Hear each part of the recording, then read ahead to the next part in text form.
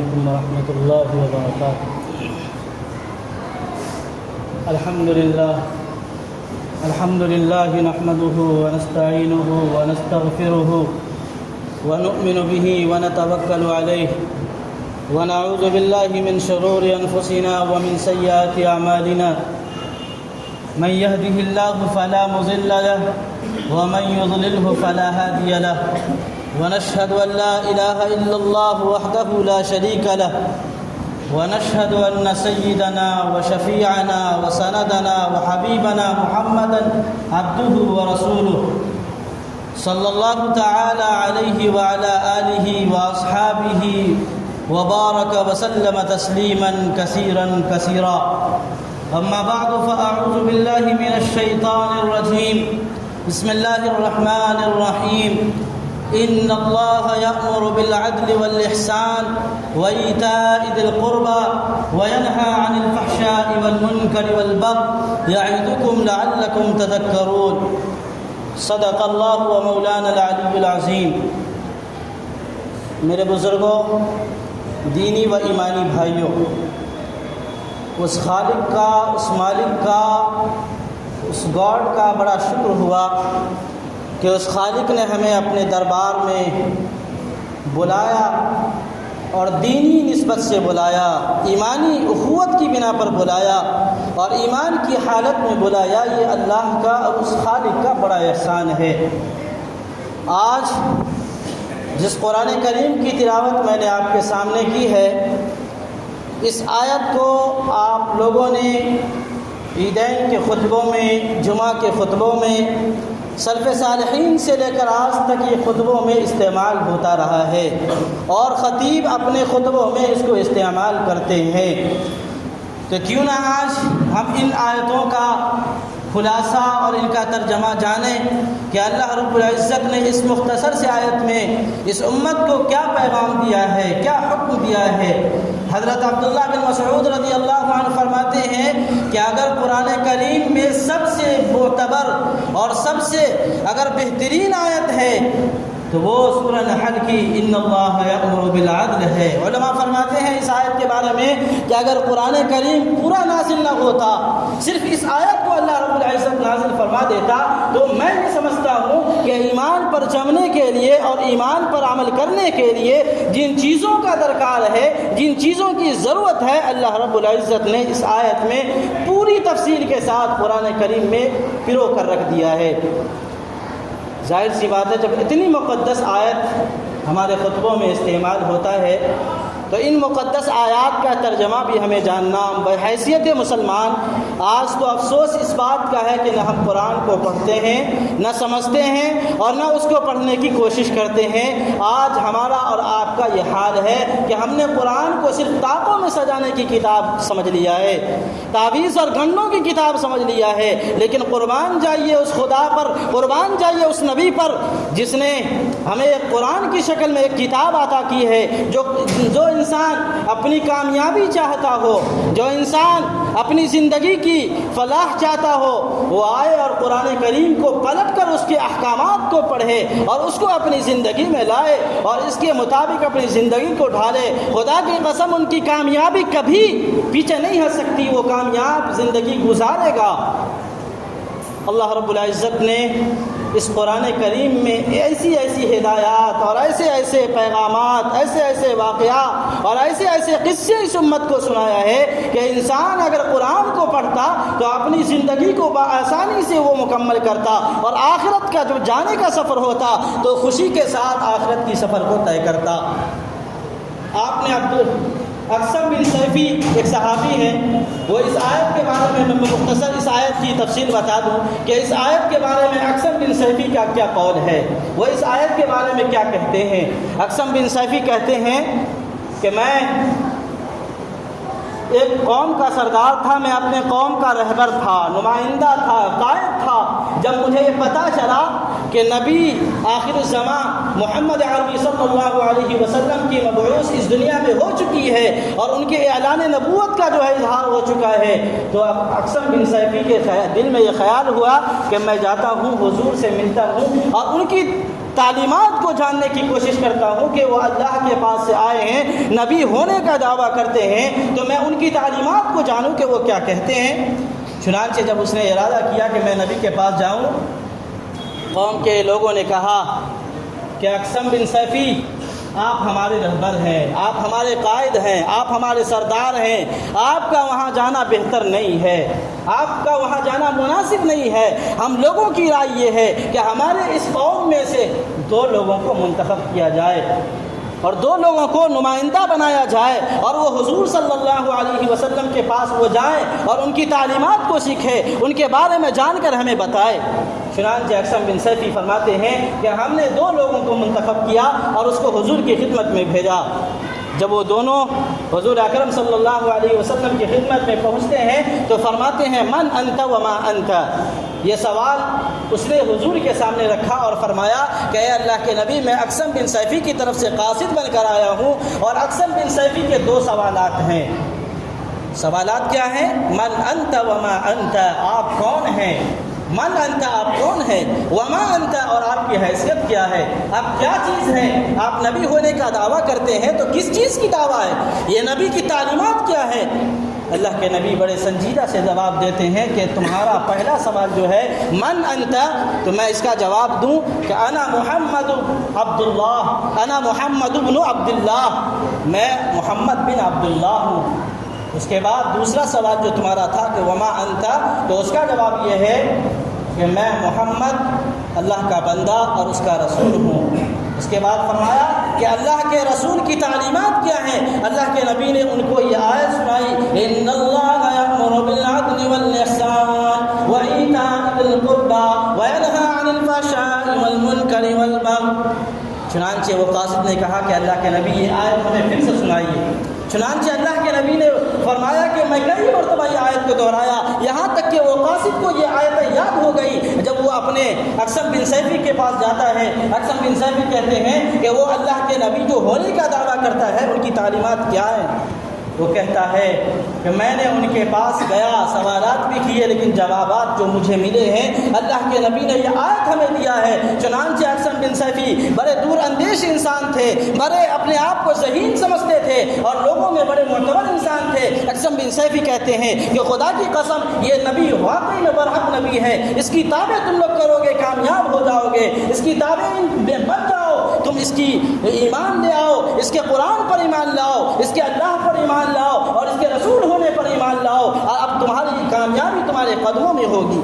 چنانچہ اقسم بن سیفی کہتے ہیں کہ ہمارے ایمان لانے کا سبب جو ہوا صرف ایک آیت ہوا، لیکن قربان جائیے اس نبی کی کتاب پر جس نے ایک آیت کسی انسان کے ایمان لانے کے لیے کافی تھا، لیکن آج ہمارے پاس پورے قرآن موجود ہے، آج ہمارے پاس پوری سیرت موجود ہے، لیکن ہماری زندگی جو گزر رہی ہے وہ غیروں کے طریقے پر، ہماری زندگی جو گزر رہی ہے وہ یہودیوں کے طریقے پر، اور لوگوں سے شکایت یہ کرتے ہیں کہ ہم پریشان ہیں، ہماری دعائیں قبول نہیں ہوتی۔ میرے بزرگوں، اگر ہم نے قرآن کو مانا ہوتا، نبی کی تعلیمات کو پڑھا ہوتا، اس کی زندگی کو دیکھا ہوتا، تو آج ہم دوسروں سے شکایت نہیں کرتے۔ اس میں اللہ رب العزت نے 3 باتوں کا حکم دیا ہے اور 3 باتوں سے روکا ہے۔ پہلا حکم کیا ہے؟ ان اللہ یأمر بالعدل، اللہ رب العزت تمہیں حکم دیتا ہے کہ عدل کا معاملہ کرو۔ اب عدل ہے کیا چیز؟ عدل کا ایک مفہوم تو ہم جانتے ہیں جس کے لغوی معنی ہے برابری کے، عدل کے معنی برابری کرنا۔ آج ہمارے سماج میں ایک معنی معلوم ہے کہ کوئی انسان کسی کے پاس فیصلہ کروانے جائے وہ عدل کے ساتھ فیصلہ کر دے، یہ ایک معنی۔ عدل سے معاملہ کرو، عدل کا انتخاب کرو، عدل کے ساتھ اپنی زندگی گزارو۔ اس کے بعد عدل کے معنی اور بھی ہیں، عدل کے معنی یہ بھی ہیں کہ اپنے نفس سے عدل کیا جائے۔ اپنے نفس کا عدل یہ ہے کہ اپنے نفس کو ہر ایسی چیز سے بچایا جائے جس کو اس کی روحانی تکلیف میں مبتلا ہو جائے یا جس سے اس کی جسمانی تکلیف میں مبتلا ہو جائے۔ آج عدل کا اگر مقابلہ ہم دیکھیں، عدل کے معنی اگر دیکھیں تو ہمارے جو رسم و رواج ہیں اور ہمارے سماج میں جتنی بھی نشہ آور چیز ہے، یہ اس کو اگر چھوڑ دیں تو یہ بھی عدل ہوگا، اس لیے کہ اس سے ہمارے جسم کو تکلیف ہوتی ہے، اس سے ہمارے جسم میں تکلیف ہوتی ہے، اس سے ہمارا روح خراب ہوتا ہے، ہمارے جسم میں کینسر کی بیماری ہوتی ہے اور نہ جانے کتنی بیماری ہوتی ہے۔ اگر ہمارے روح کو پاک کرنا ہے، اگر ہمیں اپنی بدن کو بیماریوں سے بچانا ہے تو اپنے نفس کے ساتھ عدل یہ ہے کہ ہم تمام چیزوں کو، تمام نشہ آور چیزوں کو چھوڑ دیں. یہ روحانی عدل ہے. اپنے جسم کے ساتھ عدل کیا ہم نے. اس کے بعد روحانی نفس، روحانی عدل یعنی اللہ نے جس چیزوں کو کرنے کا حکم دیا ہے اس پر عمل ہو جائے. اس لیے کہ آخرت میں ہماری روح کے ساتھ جو کام کیا جائے گا، اگر ہم اللہ کے مطابق زندگی گزارے ہوں گے تو ہماری روح باقی کے ساتھ جنت میں عائش کر رہی ہوگی. لیکن اگر ہم نے اللہ کے خلاف کیا ہوگا، اگر ہم نے قرآن کے خلاف کیا ہوگا، ہمارے روحوں کو تکلیف ہوگی، وہ جہنم کا ایندھن بچیں گے. اسی لیے یہ روح کا عدل یہ ہے کہ اپنے زندگی کو، اپنی تمام جو زندگی اللہ نے دی ہے اس کو قرآن کے مطابق، احکامات الہی کے مطابق، نبی کی سیرت کے مطابق ڈھال لیں. یہ اپنے نفس کا عدل ہوگا. اس کے بعد ایک عدل ہے اپنے نفس کے ساتھ، وہ یہ بھی ہے کہ انسان جو ظاہر میں ہو وہ باطن میں بھی ہو. ظاہر میں تو بڑے علامہ بنے ہوئے ہیں، ظاہر میں بڑے صوفی ہیں، بڑے بزرگ ہیں، لوگ آپ پر یقین کر رہے ہیں، لیکن اندر میں اگر آپ کے ساتھ کوئی مسئلہ پوچھا جا رہا ہے، آپ کے ساتھ کوئی عدل کا معاملہ یا آپ کے ساتھ کوئی اگر جو ہے فیصلہ کرنے کے لیے کوئی آ رہا ہے تو آپ پتہ چلا کہ دوسرے سے رشوت لے کر اس کے خلاف آپ نے فیصلہ دے دیا، یہ ایک عدل ہے انسان کے جسم کے ساتھ. یعنی روحانی، ظاہری اور باطنی میں فرق آ گیا. یہ منافقوں کی علامت ہے. آپ منافق نہ بنیں بلکہ انسان بنیں. آپ سماج میں اگر مکھیا کی حیثیت سے ہیں، اگر وارڈ کی حیثیت سے ہیں، اگر کوئی پد آپ کے پاس ہے یا بڑے لیڈر آپ کو لوگ مانتے ہیں، آپ کے پاس فیصلہ کروانے آتے ہیں تو اللہ کے واسطے عدل کا معاملہ کیجئے. اس لیے کہ اللہ کے نبی نے فرمایا آخرت میں 7 لوگ جو ہوں گے اللہ کے عرش کے نیچے ہوں گے، اس کے سایہ کے بغیر کوئی سایہ نہیں ہوگا. اس میں کوئی عالم نہیں ہوگا، کوئی عابد نہیں ہوگا، کوئی روزے دار نہیں ہوگا، کوئی جو اللہ والا نہیں ہوگا، بلکہ اللہ کے نبی نے فرمایا وہ عادل جو عدل کے ساتھ فیصلہ کرتا ہو، وہ افسر جو عدل کے ساتھ فیصلہ کرتا ہو، وہ بادشاہ جو عدل کے ساتھ فیصلہ کرتا ہو، اللہ اسے بلائے گا کہ آؤ عادل میرے عرش کے سائے میں بیٹھ جاؤ. یہ عدل کا مقام ہے. اللہ رب العزت نے عدل کا اتنا بڑا مقام رکھا ہے کہ آج ہمارے سماج میں عدل کو لوگ بھول چکے ہیں اور اپنی رشتہ داری کی بنا پر، اپنے مال کی محبت کی بنا پر عدل کے خلاف فیصلہ کر دیتے ہیں. یاد رکھیے گا عرش کے سائے کے بغیر کوئی سایہ نہ ہوگا، اس دن آپ کو سایہ نصیب نہیں ہوگا. اس کے بعد اللہ نے فرمایا والاحسان، اور احسان کا تقاضا یہ ہے کہ کسی مخلوق کے ساتھ اچھا معاملہ کیا جائے، اپنے رشتہ دار ہو یا غیر مسلم ہو یا ایمان والا ہو، اس میں کوئی شرط نہیں ہے، بلکہ آپ کا واسطہ جن لوگوں سے پڑے آپ ان کے ساتھ اچھا معاملہ کریں. یہ احسان کہلاتا ہے. اگر آپ کو کسی سے تکلیف پہنچی ہے آپ اس کو بدلہ نہ لیں، معاف کر دیں، یہ احسان ہے. آپ سے کسی کی ضرورت بن سکتی ہے، آپ اس کی ضرورت کو پورا کر دیں، یہ احسان ہے. آپ نے اس پر احسان کیا ہے. یہ اللہ رب العزت نے احسان کا بھی حکم دیا. اس کے بعد والاحسان ان اللہ یأمر بالعدل والاحسان وایتاء ذی القربى. سب سے بڑا مسئلہ ہمارے سماج کا ہے ایتاء ذی القربى کا، اپنے رشتہ داروں کے حق کا، اپنے بھائیوں کے حق کا، اپنے جو ہے زمینی معاملات کا، اپنے گھریلو معاملات کا. اللہ رب العزت نے یہاں وضاحت تو نہیں کیا لیکن دوسری جگہ قرآن میں فرمایا وآت ذی القربى حقہ، یعنی رشتہ داروں کو ان کے حق ضرور دیا کرو. جتنا حق جس کا بنتا ہے، اگر کسی کا ایک بندہ اگر آپ نے زمین لے لیا یا کسی کا ایک پیسہ بھی آپ نے اگر بیمانی کر لیا، قیامت کے دن ایک توق آپ کو مارا جائے گا، 60-70 گز زمین پہ دھسا دیا جائے گا. اور اس وقت لوگ افسوس کریں گے کہ ہائے ہائے یہی وہ چیز ہے جس کے لیے میں نے اپنے بھائیوں کا حق مارا، یہی وہ چیز ہے جس کے لیے میں نے دنیا میں نہ جانے کتنی محنتیں کی، اللہ کو بھولا، قرآن کو بھولا، نبی کی تعلیمات کو چھوڑا، اور آج ہمارے سامنے جب یہ ہمارے عذاب کو سامنے لایا گیا لوگ کہتے ہیں کہ یہی میرا وہ عائشائش کی چیزیں تھیں، یہی وہ چیز ہے جس کے لیے میں نے اپنے بھائیوں کا حق مارا تھا. میرے بزرگوں، آج احسان، عدل اور ایتاء ذی القربى کا اگر ہم نے اس پر پیروی کی، اس پر عمل کیا تو یقین جانیے آپ کا ایمان سلامتی کے ساتھ محفوظ ہوگا. آپ اللہ کے احکام کے مطابق مطابق زندگی گزارنے والے بنیں گے، اور قیامت کے دن آپ عیش و عشرت کے مقام پر جنت الفردوس میں آپ کا مقام ہوگا۔ اسی لیے ان تمام چیزوں پر آمادہ ہو جائیں، ان تمام چیزوں کو اپنی زندگی میں لائیں جس کا حکم دیا ہے۔ اس کے بعد اللہ رب العزت نے 3 چیزوں سے منع فرمایا ہے، وَيَنْهَى عَنِ الْفَحْشَاءِ وَالْمُنكَرِ وَالْبَغْيِ يَعِظُكُمْ لَعَلَّكُمْ تَذَكَّرُونَ۔ اللہ رب العزت نے فرمایا فحش ہر وہ کام ہے جو کھلی عام قولی ہو یا فعلی، ہاتھ سے کیا جائے یا زبان سے کیا جائے، وہ کھلی عام کیا جائے، لوگ اس کو گناہ سمجھ رہے ہیں پھر بھی وہ بے شرمی کی حد پار کر کے گناہ کر رہا، ایسی فحش گوئی سے اللہ کہتا ہے کہ رک جا، ورنہ روکنے والا بھی کوئی حاکم ہے۔ اگر آج تم نے نہیں روکا تو میں اپنی رسی کھینچوں گا، تم آہ بھی نہ کر سکو گے اور اس دنیا سے جا کر سیدھے جہنم کے گڑھے میں گر جاؤ گے۔ اسی لیے اللہ رب العزت نے فرمایا وَيَنْهَى عَنِ الْفَحْشَاءِ وَالْمُنكَرِ، اور منکرات وہ چیز ہیں جن کا برا ہونا، جن کا حرام ہونا، جن کا ناجائز ہونا تمام علماء کے نزدیک، تمام حدیثوں کے کھنگالنے کے بعد وہ حرام اور ناجائز ہو، ان تمام چیزوں کو چھوڑ دینا یہ منکرات ہے۔ اللہ رب العزت نے منکرات سے بھی روکا ہے۔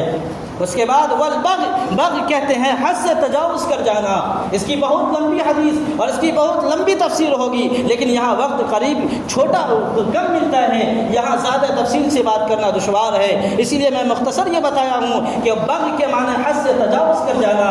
یہ یاد رکھیے کہ اگر سماج میں کوئی برائی کرتا ہے، کوئی اگر بد اخلاق انسان ہوتا ہے تو اسے لوگ سمجھاتے ہیں کہ یہ بات کرنے سے رک جاؤ، لیکن بار بار وہ کرتا رہے، لوگ بار بار سمجھاتے رہے، کبھی وہ وقت آتا ہے کہ لوگ کہتے ہیں کہ اب سر سے پانی اونچا ہو چکا، اب حد سے تجاوز کر چکا ہے، یہ اپنے حد کو پار کر چکا ہے، اس کو اس سماج سے نکالو، اس کو اس سماج سے بے دخل کر دو۔ اسی کو کہتے ہیں حد سے تجاوز کرنا۔ والبغی یعظکم لعلکم تذکرون، شاید اللہ رب العزت تمہیں اس کی نصیحت کر رہے ہیں کہ تم ان کی نصیحتوں کو مانو، ان کو پڑھو، ان کو سمجھو، ان کو اپنی زندگی میں لاؤ۔ اللہ رب العزت نے اسی لیے تو قرآن کریم کو نازل کیا تھا۔ آپ اگر کوئی پروڈکٹ بھی خریدتے ہیں تو یہ سمپل سا مثال ہے کہ اس میں ایک بک ہوتی ہے جو اس کے چلانے کا پورا قانون اس میں لکھا ہوا ہوتا ہے۔ ہم انسان کو اللہ نے بنایا ہے، ہمارے چلنے کا طریقہ بھی تو قرآن میں لکھا ہے۔ اگر ہم نے اپنے بک کو نہیں پڑھا، ہم نے اپنے قوانین کو نہیں پڑھا تو ہماری زندگی بد اخلاقی کے وہ دلدل میں پھنس جائے گی تو ہمیں نکلنا بھی دشوار ہوگا۔ ہم مولوی سے دعا کراتے رہیں گے، قرآن خوانی کراتے رہیں گے، فاتحہ کراتے رہیں گے، زندگی کی دشواری سے نہیں نکل سکتے جب تک اپنی زندگی کو نہ بدلیں۔ خدا نے آج تک اس قوم کی حالت نہیں بدلی جس نے خود اپنی حالت کو بدلنے کی کوشش نہیں کی۔ ہم لوگ سے دعا کرواتے ہیں کہ اللہ ہمارے حالات درست کر دے، اللہ ہماری زندگی کو اچھا بنا دے، لیکن ہم وہی شراب میں ڈوبے ہوئے ہیں، ہم نماز کو چھوڑے ہوئے ہیں، ہم زندگی کو غیروں کے طریقے پر ڈال کر دعا کروا رہے ہیں۔ کیا وہ دعا قبول ہوگی؟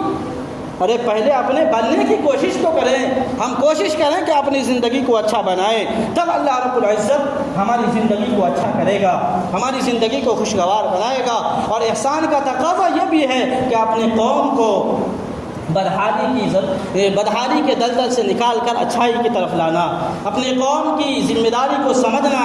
جس طرح سے آپ اپنے کسی انسان کو اچھے انسان مانتے ہیں، اس کو رہبر مانتے ہیں، اس کو قائد مانتے ہیں، ان کی ذمہ داری یہ ہے کہ اپنے سماج میں، اپنے معاشرے میں رہنے والے تمام مؤمنین کی ایمان کی حفاظت کی بھی اس کی ذمہ داری ہے کہ وہ کوشش کرے۔ اس کی سب سے بڑی ضرورت یہ ہے کہ قاری سیف اللہ رحمانی صاحب بار بار فرماتے ہیں کہ ہر علاقے میں، ہر ضلع میں، ہر گاؤں میں ایک ایسا ادارہ ہو، ایسی اسکول ہو، ایسے مدارس ہوں جس میں دین کے ساتھ عصری تعلیم بھی ہو، جو اللہ کو ماننے کے ساتھ اللہ کی بھی مانے، دنیا کے قوانین کو بھی پڑھے، تاکہ کوئی اگر گمراہ کرنے والا، آج تو ماحول ہم انڈیا کا، بھارت کا دیکھ رہے ہیں کہ ہر قدم قدم پر ہمارے دشمن اسلام سے پھیرنے کی کوشش کر رہا ہے، کہیں مدارس کی سروے کرا رہا، کہیں مکتب کی سروے کرا رہا، لیکن غیروں کا طریقہ اور غیروں کے ادارے محفوظ ہیں، وہاں کوئی سروے نہیں ہے۔ اس لیے سب سے بڑی ذمہ داری میں اللہ کے واسطے آپ تمام حضرات سے یہ کہتا ہوں، میرے کہنے سے کچھ نہیں ہوگا، لیکن میں ادنا انسان ہوں اور آپ سے یہ درخواست کرتا ہوں کہ اگر کوئی صاحب استطاعت ہیں تو ایسے ادارہ کا انعقاد کریں جس میں جو کوچنگ میں لڑکیاں جاتی ہیں اور لڑکے جاتے ہیں، وہاں بدفعلی ہوتا ہے، وہاں گناہ کے کام ہوتے ہیں، مخلوط تعلیمات ہوتے ہیں، اللہ کے واسطے ایسے ادارے قائم کریں جو ایمان والے کی بچیاں محفوظ ہوں۔ آج ارتداد کا جو دور شروع ہوا ہے، مسلم کی بچیاں جو غیر مسلموں کے ساتھ بھاگ رہی ہیں، یہ کمنے کا نام نہیں ہو رہا ہے بلکہ یہ بڑھتا جا رہا ہے، اور لڑکیاں اپنے اسلام کو چھوڑ کر غیروں کی مذہب پہ اور غیروں کا جو طریقہ ہے اس کو استعمال کر رہی ہیں۔ اس کا ذمہ دار ہم اور آپ ہیں۔ اگر ہم نے اس کی فکر نہیں کی تو یقین جانیے کبھی آپ کے گھر سے بھی وہ لڑکی ہوگی جو آپ رونے کا مقام ہوگا، آپ روتے رہیں گے، چیختے رہیں گے، کوئی سنائی نہیں ہوگی۔ اس لیے ضرورت اس بات کی ہے کہ ہر سماج میں جو ذمہ دار ہیں وہ اس بات کی کوشش کریں کہ اپنے ایک ادارہ کہیں جگہ مل جائے تو ایسی تعلیم ہو جو مکمل پردے کا اہتمام ہو، اور صرف قرآن کی تعلیم نہ ہو بلکہ دنیا کی، بلکہ میٹرک اور انٹر تک تیاری کی جاتی ہو۔ ایسے ادارے کی ہر سماج میں ضرورت ہے تاکہ ہماری غیر مسلموں کے ساتھ بھاگنے والی لڑکیاں محفوظ ہو جائیں۔ اور جو کوچنگ کا حال ہے وہ ہم آپ دیکھتے ہیں کہ ہر انسان کوچنگ کھول کر ابھی جو ہے تیار ہے، اور وہاں بدفعلی کا، ٹیچر ڈے کا، پتہ نہیں کیسے کیسے معاملے اور کیسے کیسے جو ہے رسم و رواج انہوں نے اپنا رکھا ہے، جو وہاں کوئی پردے کا اہتمام نہیں ہوتا۔ ہماری بچیاں اسلام سے پھر رہی ہیں۔ اللہ کے واسطے ان تمام باتوں پر عمل کرے۔ اللہ رب العزت ہمیں کہنے سننے سے زیادہ ان تمام باتوں پر عمل کرنے کی توفیق عطا فرمائے۔ وآخر دعوانا